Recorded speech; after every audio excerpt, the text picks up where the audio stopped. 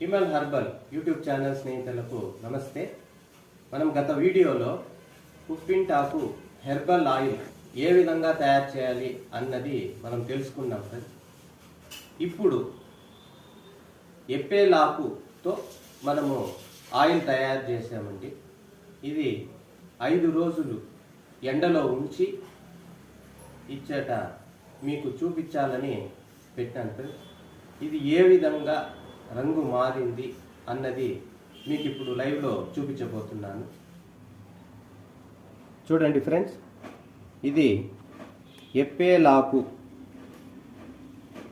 ఒక భాగము, కొబ్బరి నూనె 3 భాగాలు వేసి 5 రోజులు ఎండన ఉంచిన తరువాత ఈ యొక్క ఆయిల్ చూడండి ఫ్రెండ్స్, నీలి రంగులోనికి మారింది. కుప్పింటాకు హెర్బల్ ఆయిల్ పచ్చ రంగులో మారితే ఈ యొక్క ఎప్పేలాకు హెర్బల్ ఆయిల్ ఈ విధంగా నీలి రంగులోనికి మారుతుంది ఫ్రెండ్స్. ఈ ఎప్పేలాకుతో మనము సోపులు తయారు చేసుకొని వాడితే ఇది చాలా చర్మ రోగాలకు బాగా పనిచేస్తుంది ఫ్రెండ్స్.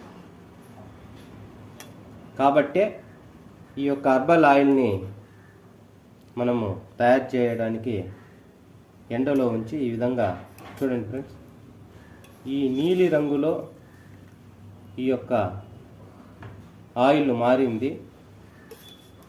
దీని యొక్క ఔషధ గుణాలు చూడండి ఫ్రెండ్స్, ఆయిల్లో వచ్చింది ఫ్రెండ్స్. కాబట్టే ఈ ఆయిల్ ఈ విధంగా నీలి రంగులోనికి మారింది. Thank you.